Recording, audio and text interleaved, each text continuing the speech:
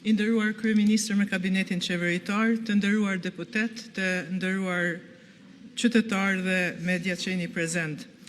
Sot pra kjo seancë është thirrur me kërkesat që u prezantuan nga grupet parlamentare të opozitës dhe çfarë po propozohet në thelb, po propozohet pra ulja e përkohshme të TVSH ose akcize, subvencionimi i sektorëve më të ndjeshëm përfshirë bujqësinë dhe prodhimin si dhe mbështetjen për transportin publik dhe më shumë, por pa asnjë plan dhe se si do të kompenzohen ato.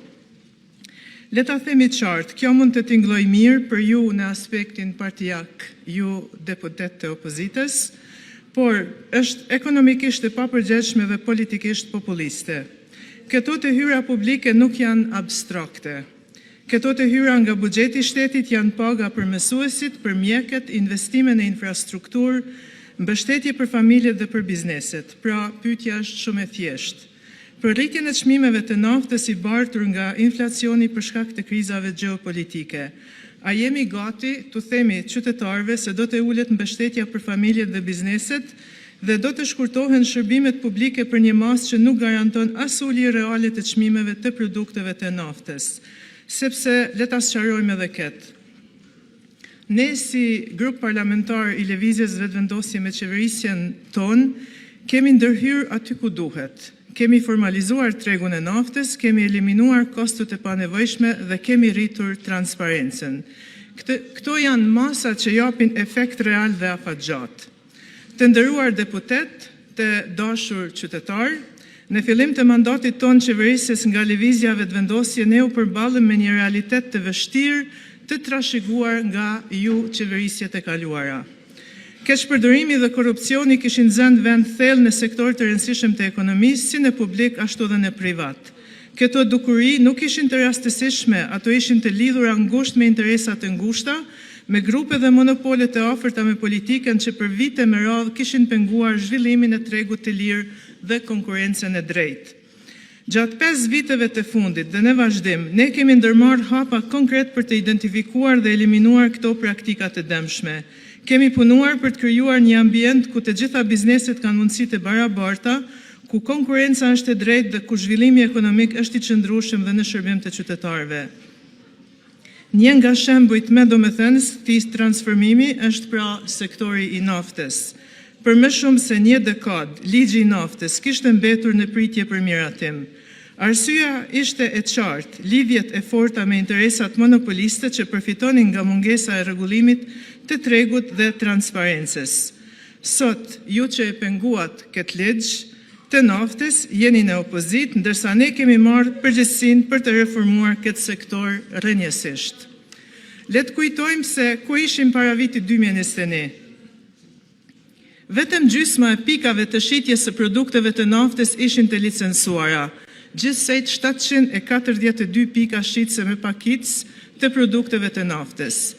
Tregu ishte i paformalizuar, i pakontrolluar dhe i padrejtë. Tarifat për licencim ishin të larta dhe të paarsyeshme, duke variuar nga 500 deri në 5.000 euro, ndërsa licencat kishin afat të vlefshmërisë vetëm për 2 vite, një barë e vazhdueshme për bizneset. Operatorët përballeshin me koste të shumta për çdo procedurë, nga marrja e mostrave te analizat laboratorike private, që kushtonin mesatarisht 600 euro një analizë, shpesh me standarde të dyshimta. Verifikimet kryheshin nga subjektet private trupa vlerësues të konformitetit, por me tarifa të larta dhe pa garanci për transparencë, pa garanci për standarde. Ndërkohë funksiononin 4 rafineri të ashtu të quajtura, të cilat operonin jashtë çdo standardi dhe cënonin cilësinë e derivateve në treg.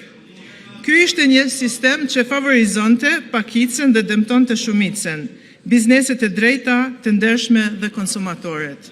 Sot, pas reformave të ndërmarra në periudhën 2021-2025 dhe në vazhdim, tregu i naftës ka ndryshuar rrënjësisht. Ne kemi miratuar ligjin e ri të naftës, duke vendosur standarde moderne dhe duke rikthyer kontrollin shtetëror aty ku duhet të jetë. Sot, 98% të pikave të karburanteve janë të licencuara. Kjo do të thotë se tregu është formalizuar. Kemi ullur tarifen e licencës në vetëm 50 euro, një reduktim drastik që lehtëson bizneset dhe nxit formalizimin. Po ashtu kemi zgjatur afatin e licencës nga 2 në 6 vite, duke ullur barën administrative dhe duke rritur stabilitetin për operatorët ekonomik. Një ndryshim thelbësor është eliminimi i kosteve të panevojshme dhe praktikave abuzive. Marrja e mostrave tani kryhet nga Inspektorati Qendror i Mbikëqyrjes së Tregut, që janë të certifikuar dhe pa asnjë pagesë për operatorët. Analizat laboratorike realizohen në laboratorin publik të doganës së Kosovës dhe bizneset e rregullta nuk penalizohen. Laboratori publik i doganës tashme është i akredituar për një numër të konsiderueshëm parametrash, 13 për dizel, 15 për benzinën, me zgjerim të mëtejmë në vitin 2026, pra me 7 parametra shtesë për benzinë dhe 4 për dizel. 4 rafinerit e vjetra janë mbyllur, duke eliminuar burimet e karburanteve me cilësi të dobët dhe jashtë standardeve. Gjithashtu kemi miratuar një sër vendimesh rregullative që adresojnë çështje kyçe si kontrolli i çmimeve dhe siguria në transportin e produkteve të naftës dhe po ashtu vazhdojmë tutje me këto vendime. Rezultatet janë të qarta dhe të matshme. Kemi arritur formalizim të plotë të tregut, kemi ullur ndjeshëm kostot për bizneset, kemi rritur cilësinë dhe sigurinë e derivateve, kemi eliminuar praktikat e pastandardizuara dhe abuzive. Kemi forcuar mbrojtjen e konsumatorit dhe mbi të gjitha kemi krijuar një treg me transparent, me konkurrues dhe me të drejtë.